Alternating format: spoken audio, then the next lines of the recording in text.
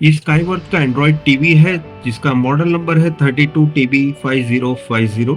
32 inch का ये TV है जिसमें फॉल्ट है नो बैकलाइट, मतलब बैकलाइट नहीं जल रही है। पिक्चर बनती है, अगर जो हम टॉर्च दिखाते हैं तो टॉर्च से हमें हल्की हल्की पिक्चर बनती हुई दिखती है। बैकलाइट नहीं है और ऑडियो ओके है।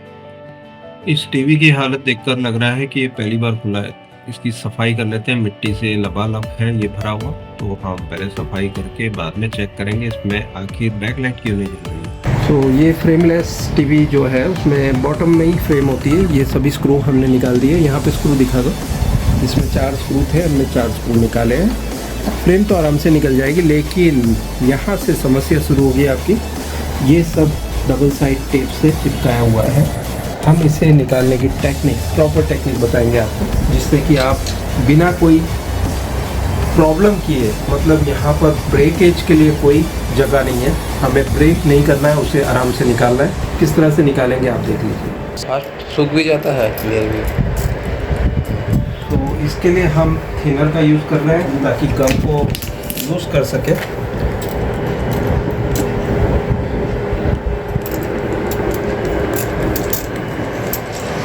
तो गम लूज हो जाएगा तो हमारा जो प्रॉब्लम है ये गम का, वो हम ठीक कर सकते हैं।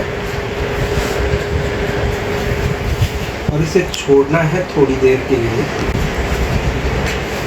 स्टार्ट करेंगे ये काम, जिसमें पैनल जो चिपकी हुई है उसे निकालने का सही प्रोसेस हम बताएंगे आपको। का यूज़ कर रहा हूँ मैं, ये एक्चुअली एलवीडीएस केबल में से आप निकाल सकते हैं इसे आराम से।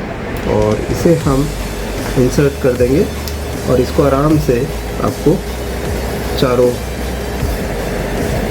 इलाके में ले जाना, तीनों इलाके में, माफ़ कीजिएगा। चौथा तो एकदम फ्री है, जहाँ पे फ्रेम लगी थी वो हिस्सा एकदम फ्री रहता है नॉर्मली। तो अभी देखो यहाँ पे गम थोड़ा सा टाइट है, लेकिन हमने उसे भी फ्री कर लिया है। जहाँ पे आपको लगे कि रोक टोक है तो वहाँ थिनर थोड़ा सा स्प्रे कर देना, और ये थिनर जल्दी सूख भी जाता है ओरिजिनल थिनर हुआ तो, ठीक है। उसके बाद यहाँ आना है, लेकिन कॉफ का एरिया आपको थोड़ा संभालना है, ठीक है। कॉफ के एरिया में आके आपको जोर ज़बरदस्ती नहीं करनी है। अभी वाला है थोड़ा सा चिपका रहता है, आपको हमेशा ध्यान ये रखना है कि गलती के लिए कोई जगह नहीं है इसमें, गलती के लिए कोई स्कोप नहीं है। और इसे आराम से आप उठा लेंगे, ओके। तो इस तरह से हम फ्रेमलेस पैनल को बाहर निकालते हैं। डिस्प्ले निकाल के रख दी है। इसका एसएमपीएस ट्रांसफार्मर जो बैकलाइट आउटपुट निकालता है वो थोड़ा वीक है, आउटपुट वीक निकल रहा है। तो अभी इसमें हम एसएमपीएस ट्रांसफार्मर बदलने की जगह पे हम यहाँ पे ये पावर सप्लाई यूज़ करेंगे। लेकिन ये पावर सप्लाई की दिक्कत ये है, इसमें यूज़ किया गया मॉसफेट 4 एम्पियर का है, हमें इसे चेंज करना होगा। इसे मैं चेंज करूँगा 13 एम्पियर या 12 एम्पियर के मॉसफेट के साथ, ठीक है। तो मैं 12 एम्पियर या 13 एम्पियर का मॉसफेट यूज़ करूँगा यहाँ पर। अभी मैं ये मॉसफेट यूज़ करूँगा 13 एम्पियर 650 वोल्ट का। यहाँ पर आप देख सकते हैं ये 4 एम्पियर 650 वोल्ट का था, उसकी जगह मैंने यूज़ किया है 13 एम्पियर 650 वोल्ट का। तो यहाँ पे क्या क्या मॉडिफिकेशन किया है, SF56 मैंने यूज़ किया है यहाँ पर, ये डायोड निकाल कर। SR3150 इसे निकालकर हमने SF56 यूज़ किया है, ये मोटा डायोड। और यहाँ पर 2 डायोड थे, उसकी जगह हमने ये एक ही यूज़ किया है। और यहाँ पर हमने बैकलाइट के लिए यूज़ किया है SB5200। ये SB5200 है जो हमने रिप्लेस किया। यहाँ हमने मॉडिफिकेशन करके बताया आपको।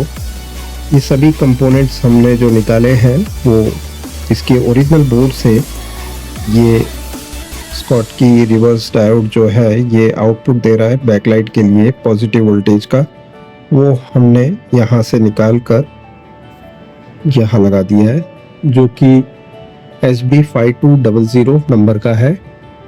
ठीक है। और SF56 यहाँ पर ये डायोड रेक्टिफायर के लिए हमने बैकलाइट रेक्टिफायर के लिए यूज़ किया है। सो ये सभी, और साथ में ओरिजिनल कॉइल जो यहाँ लगी हुई थी, ठीक है, ये निकाल कर हमने ये लगा दी। इसमें ओरिजिनल लगी हुई ये कॉइल थी कि इसके कैबिनेट के अंदर इतनी जगह होती नहीं है कि हम एक्स्ट्रा पावर सप्लाई फिट कर सके। तो यहाँ पर ये जितने भी कंपोनेंट हैं जो कि अभी अनयूज्ड रहने वाले, बिकॉज मेरा ये पावर सप्लाई 12 वोल्ट भी निकालने के लिए सक्षम है और साथ में बैकलाइट के लिए भी हमने प्रॉपर वायरिंग कर दी है। इसके सभी कंपोनेंट्स जो हाई एम्पियर के हमने रख दिए हैं। सो अभी हमें इनकी ज़रूरत नहीं है। तो ये सारे कंपोनेंट मैंने निकाल दिए और ये जितने एसएमडी कंपोनेंट हैं ये भी मैं निकाल लेता हूँ। ये ड्राइव आईसी सभी निकाल लूँगा और यहाँ पे हम ये बोर्ड को फिक्स करेंगे। और क्योंकि हमारी जगह की जो प्रॉब्लम है वो सॉल्व करना ज़रूरी है, इसलिए इतने सारे कंपोनेंट्स हम निकाल देंगे जो कि अनयूज्ड है अभी इसमें। तो आप देख सकते हैं हमने पूरा जो एरिया है उसे क्लीन कर दिया है, सारे कंपोनेंट्स निकाल दिए हैं जैसे कि कभी थे ही नहीं।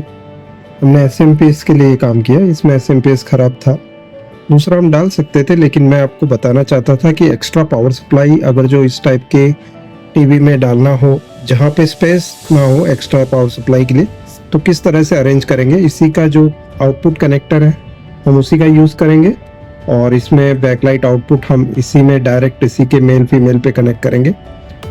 पावर सप्लाई हमारा यहाँ फिट हो जाएगा। ओके, और सभी कंपोनेंट हमने निकाल दिए। और जो हमारा पावर सप्लाई का इनपुट है, मतलब एसी इनपुट, हम यहाँ से देंगे इस कॉइल के आउटपुट से और इससे हमें सभी कुछ जो लाइन फिल्टर वगैरह की ज़रूरत है वो सभी कुछ यहाँ से मिल जाएगा हमको। सो यहाँ आप देख सकते हैं ये हमने कंप्लीट बैठक बना ली है पावर सप्लाई के लिए। सो हमारा पावर सप्लाई कुछ इस तरह से बैठ जाएगा। यहाँ पर हम यहाँ कहीं भी फिट कर सकते हैं। हमें क्या करना है, सारी वायरिंग करनी है। सबसे पहले हम मेंस इनपुट यहाँ पर इसके आउटपुट से यहाँ मेंस कनेक्ट कर देंगे और यहाँ से बैकलाइट का जो आउटपुट है ये और ये कनेक्टर दोनों आपस में जोड़ देंगे हम। इसमें बैकलाइट के लिए हमने क्या किया और वहाँ पे क्या किया हुआ है पावर सप्लाई।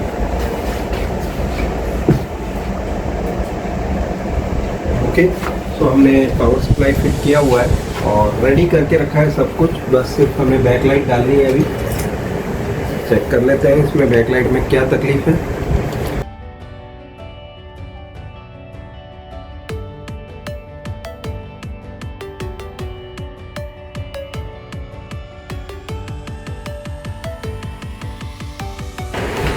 तो इसकी जो सीरीज़ बनी हुई है वो प्लस यहाँ पर पावर सप्लाई से आ रहा है और माइनस यहाँ पर है, हम चेक कर रहे हैं। तो ये जो बैकलाइट है, देखो लास्ट वाली बैकलाइट शॉर्ट है इसलिए सभी जल रही है, वो शॉर्ट है। ओपन होती तो ये सभी ओपन हो जाती, कोई एलईडी जलती नहीं। तो ये शॉर्ट कितने ओम से है वो बहुत ज़रूरी है। तो यहाँ पर लोडिंग जो है ना वो लगभग 10 वोल्ट के बराबर का है। ये देखो अभी कभी कभी क्या होता है कि ये परफेक्ट बताता है, कभी 56 वोल्ट बताता है, ठीक है, लेकिन आपको बदल देनी है ऐसे केस में जब ये बैकलाइट ख़राब हो। ओके, यहाँ पर आप देख सकते हैं हमने सीरीज़ कनेक्शन बना दिया है, प्लस माइनस दे दिया है दोनों को, दोनों एलईडी को, और सीरीज़ बना है। 35 वोल्ट की ये बैकलाइट है टोटल। अब हम चेक करेंगे इसे फिट करने के बाद, पूरा कंप्लीट असेंबली फिट कर लेते हैं पहले हम, क्योंकि बैकलाइट अलग टाइप की आई है तो हमें कटिंग करने पड़ेंगे इसके सभी होल्स को। तो मैं एक एक करके आपको कट करके बता देता हूँ किस चीज़ का यूज़ कर रहे हैं, ठीक है। इस तरह से हम कट कर देंगे सभी बैकलाइट्स को, बैकलाइट्स के सीट्स को इस तरह से हम कट करेंगे। तो हमने स्पेशल टूल का यूज़ किया है कटिंग के लिए और आप देख सकते हैं सारे जो कटिंग्स हैं वो हमने कर दी है। और अभी हम बैकलाइट असेंबली पूरा फिट कर देते हैं, उसके बाद फिर डिस्प्ले फिट करेंगे और फिर बाद में आपको। सो दोस्तों, इसमें हमने जो काम किया, पावर सप्लाई भी चेंज किया और बैकलाइट भी रिप्लेस की। बैकलाइट क्योंकि अलग टाइप की आई थी तो हमने जो ऊपर की सीट है उसे कट किया, कटिंग का टूल भी आपको दिखाया। पावर सप्लाई में किस तरह से मॉडिफिकेशन किया सभी कुछ आपको दिखाया हमने। बैकलाइट इसमें 35 वोल्ट की है। पिक्चर और साउंड दोनों ही ओके। मेरे को बचा लो बेटा, मैं हाथ जोड़ती हूँ। अगर आज तेरे बड़े भाई को